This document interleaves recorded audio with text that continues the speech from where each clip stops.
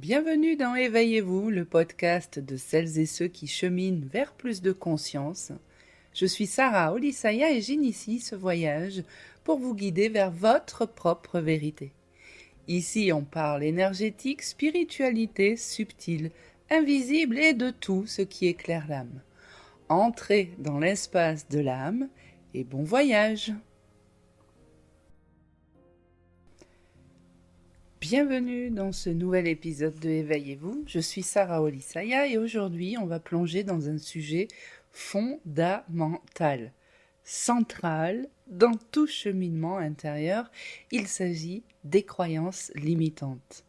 Ces petites phrases, ces idées, ces vérités qu'on croit nôtres mais qui bien souvent ne nous appartiennent pas du tout. Et je sais que pour beaucoup, dès qu'on parle de croyances, il y a une sorte de confusion. Certains pensent tout de suite à la religion, au dogme, à des systèmes spirituels ou philosophiques. Mais ici, on parle d'autre chose.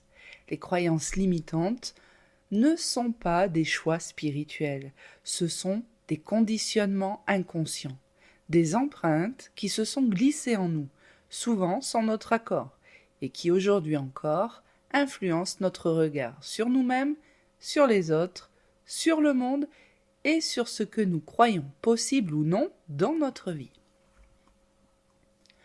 Les croyances limitantes prennent racine dans l'enfance, mais pas seulement à partir du moment où l'on commence à parler, à comprendre, à interagir avec le monde.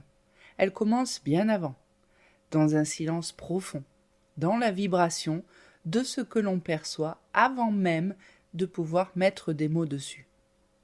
Un nourrisson n'a pas de filtre, pas de mental critique, pas de structure de pensée qui lui permet de dire « ça je prends, ça je laisse ». Tout est perçu, tout est absorbé. L'enfant est comme une éponge, oui, mais une éponge sensible, vulnérable et surtout ouverte. Il reçoit tout. Les regards, les silences, les tensions, les gestes, les cris étouffés, les absences, les présences, tout est langage, tout est codé en lui. Et c'est là que naît le premier terrain fertile aux croissances. Avant même de comprendre ce que veut dire « je suis », l'enfant comprend ce que je fais déclenche une réaction chez l'autre. Et c'est ainsi qu'il commence à construire, brique après brique, une idée de ce qu'il a le droit d'être ou non, de ce qui est acceptable, de ce qui vaut la peine. Quand un parent soupire en disant « tu es toujours trop lent, arrête de faire des caprices, ne fais pas de bruit, si tu continues, je ne vais plus t'aimer », ces phrases pénètrent profondément, non pas comme de simples mots, mais comme des lois non écrites. Et même quand ces phrases ne sont pas dites directement à l'enfant, il les ressent. Il absorbe la manière dont ses parents parlent d'eux-mêmes, dont ils parlent des autres, de la vie, du monde. S'il voit ses parents se battre pour survivre, il enregistre que la vie est lutte.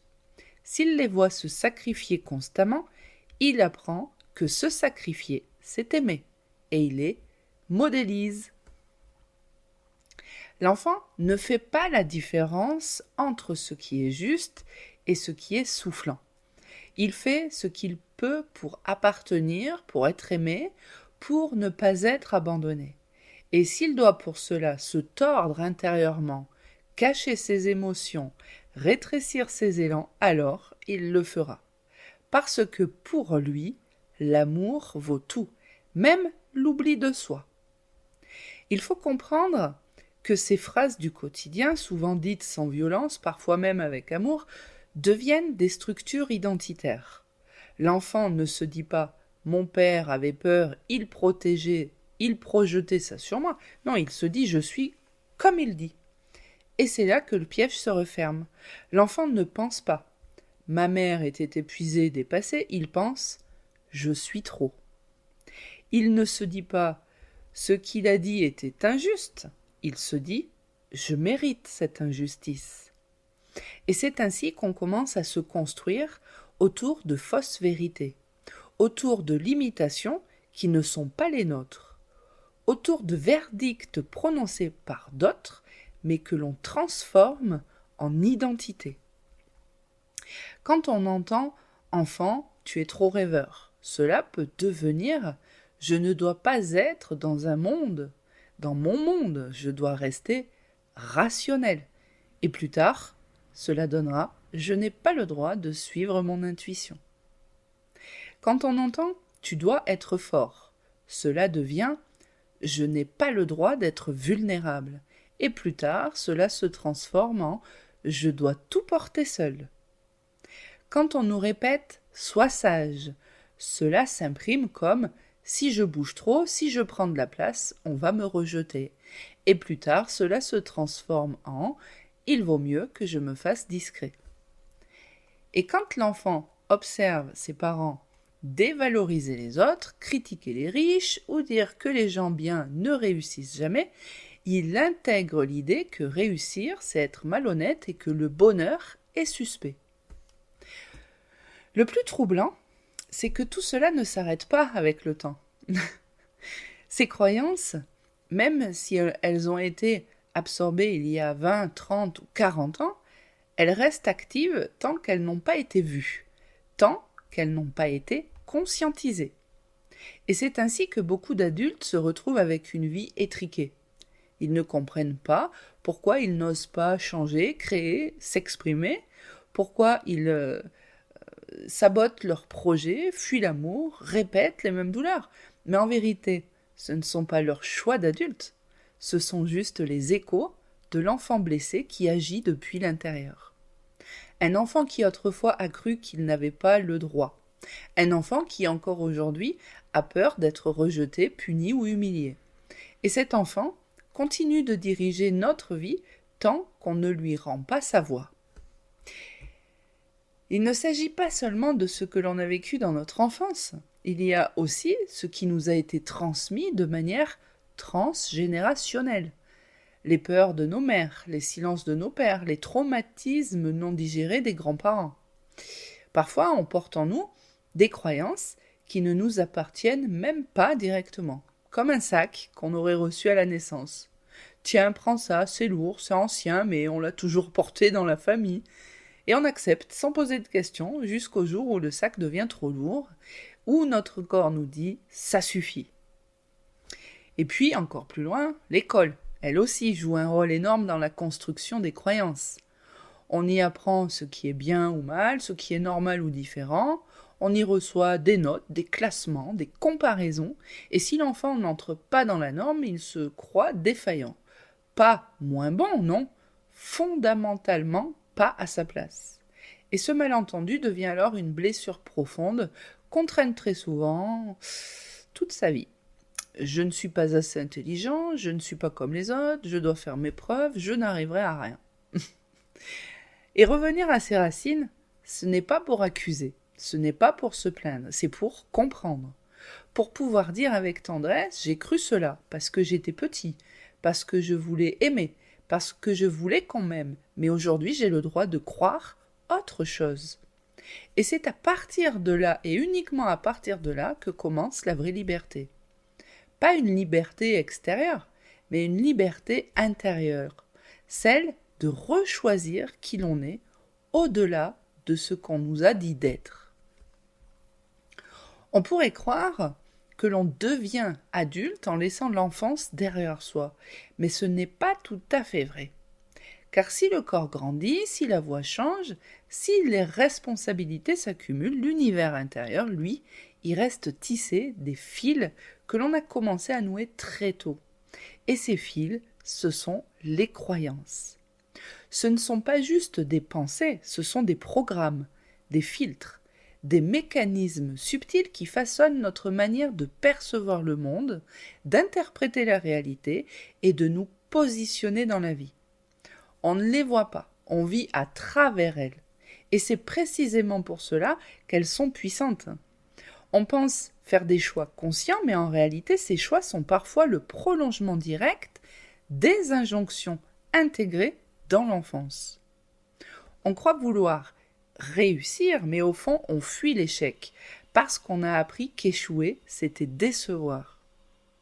On pense chercher l'amour, mais en réalité, on cherche à ne plus être abandonné parce qu'on a cru que pour être aimé, il fallait mériter.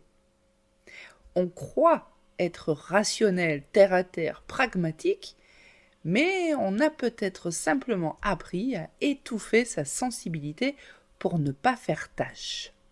Et tout cela, ce ne sont pas seulement des échos du passé familial. Avec le temps, d'autres couches se sont ajoutées. L'école, avec ses normes, ses classements, ses humiliations silencieuses, les enseignants parfois bienveillants, parfois blessants, mais toujours porteurs de leur propre vision du monde.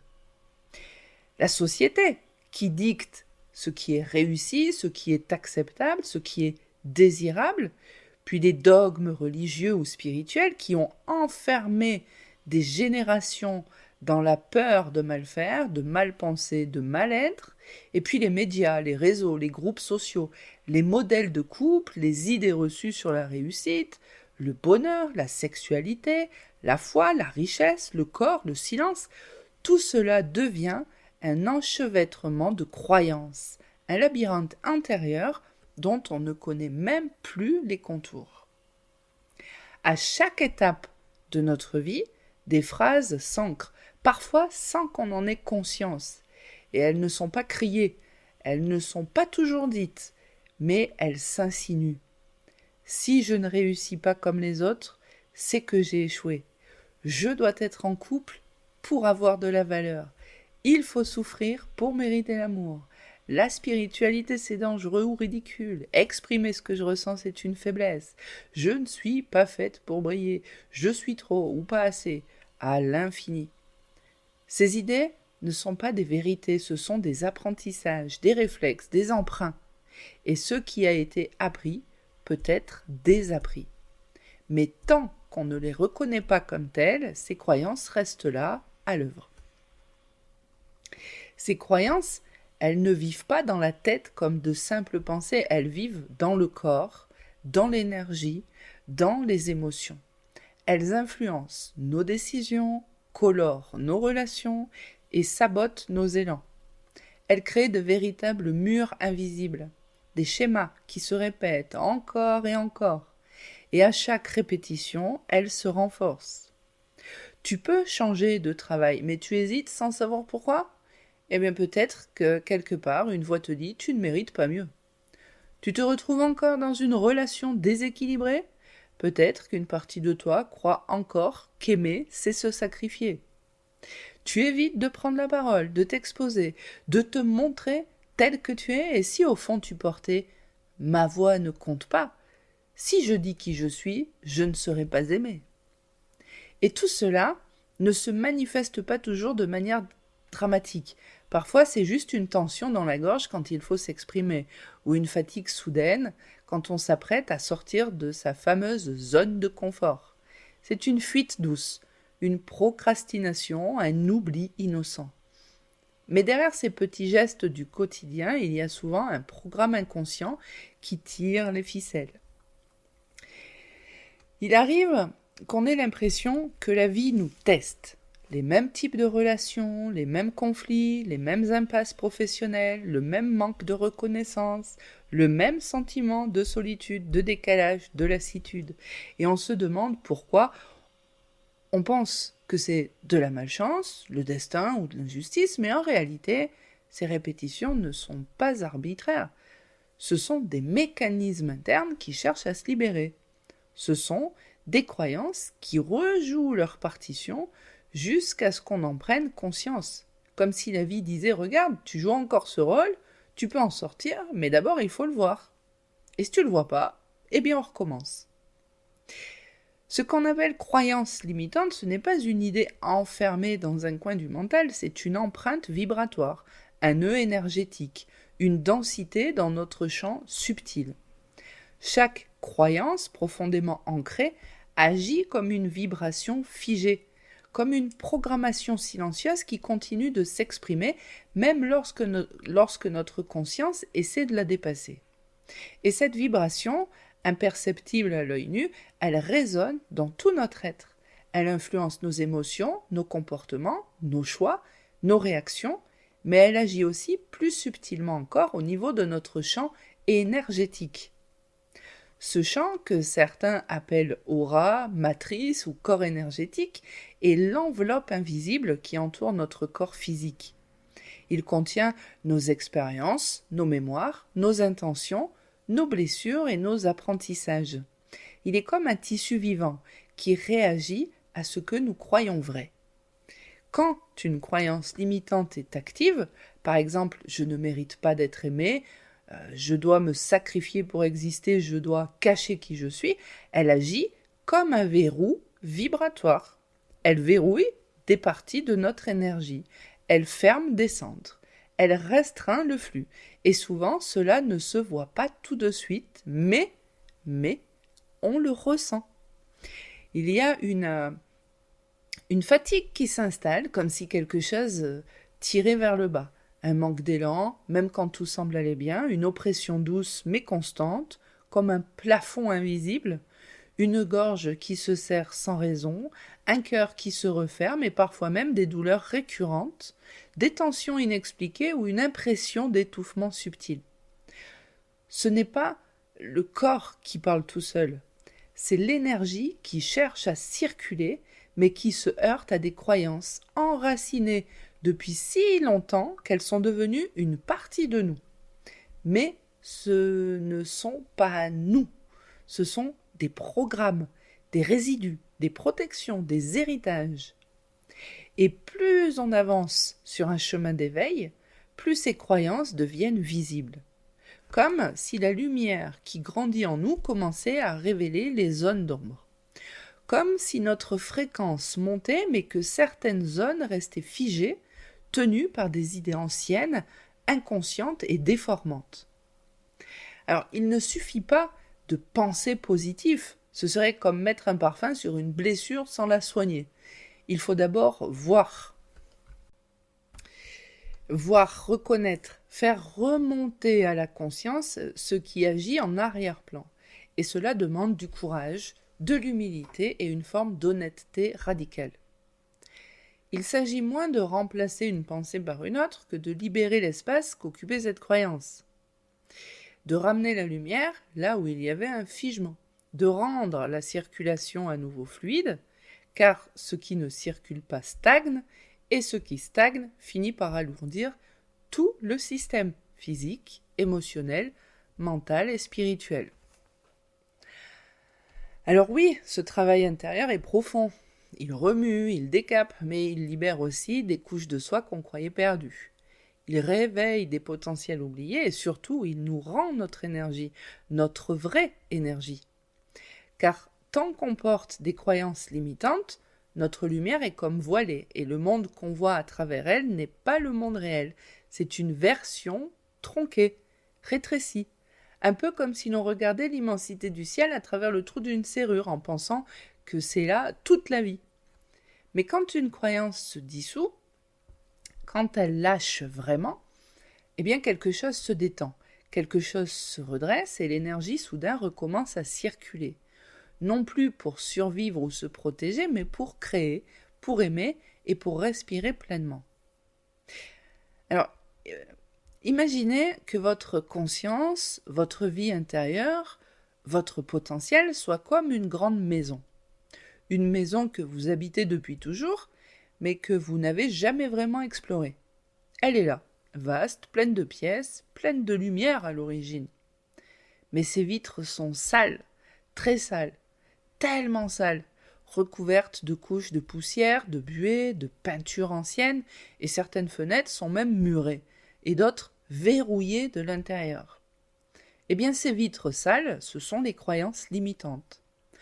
Elles ne changent pas la lumière à l'extérieur, mais elles modifient pas non plus le soleil, mais elles vous empêchent de le voir.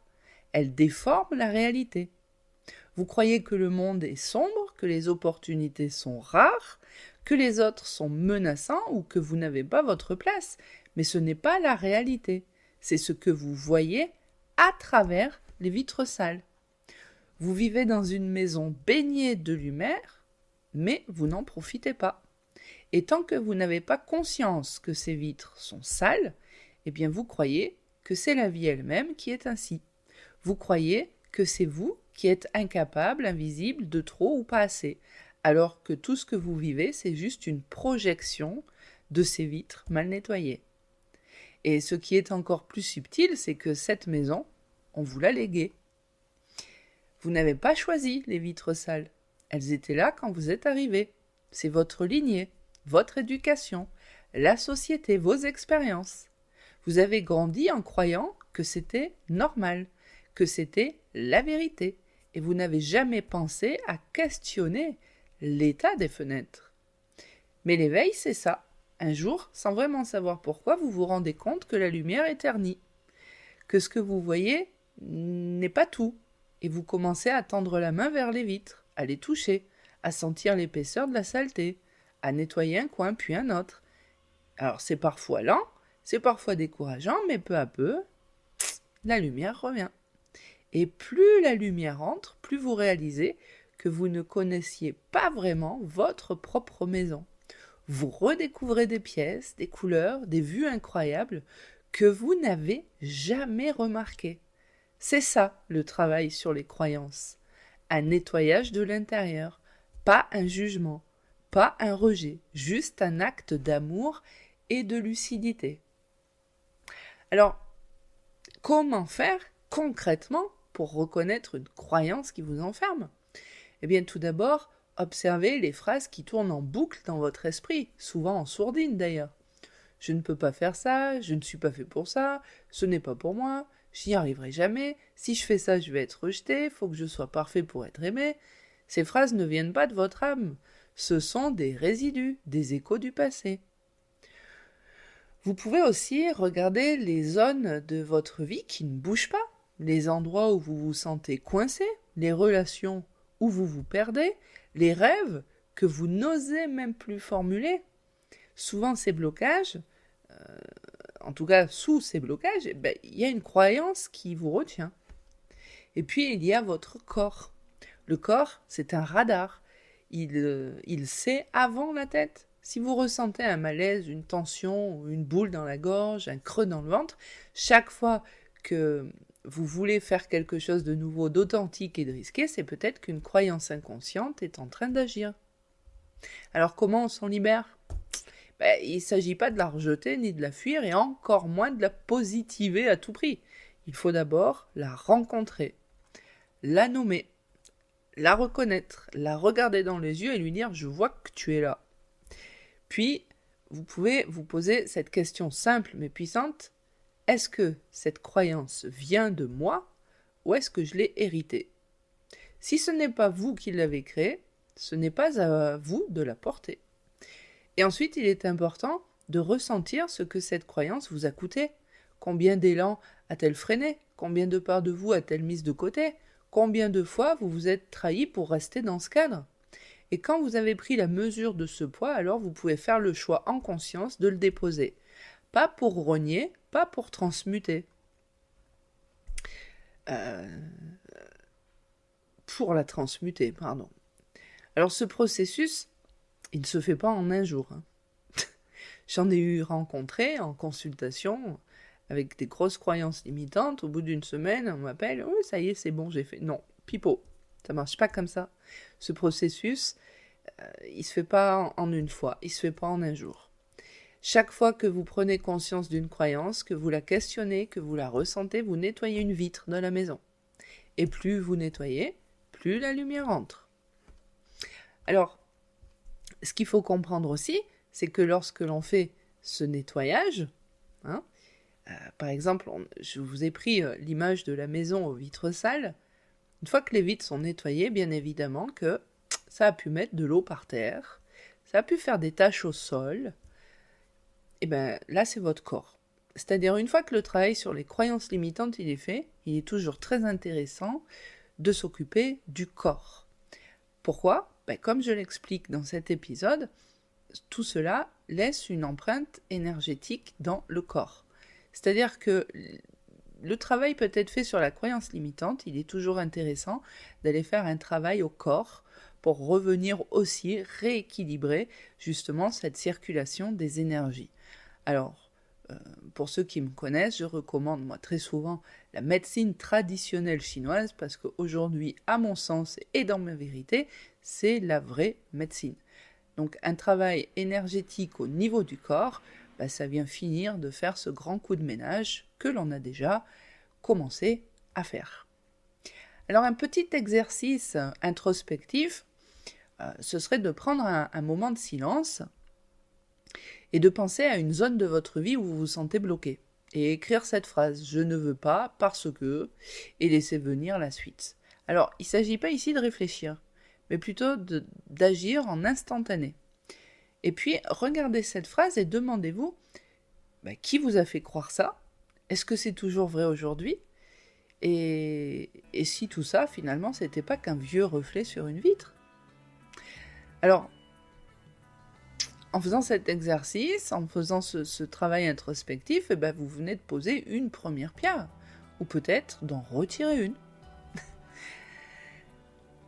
Alors, si vous entendez encore en vous cette petite voix qui dit « ce n'est pas pour moi, je ne suis pas capable, ce n'est pas le bon moment », souvenez-vous que cette voix n'est pas vous, c'est un écho, un souvenir d'une ancienne programmation, une empreinte que vous avez reçue, mais que vous n'êtes pas obligé de garder. Vous n'avez pas à forcer, vous n'avez pas à vous battre, seulement à observer, à ressentir, à questionner et doucement, pas après pas, à reprendre votre place, celle que vous n'avez jamais vraiment perdue. Vous aviez simplement recouverte.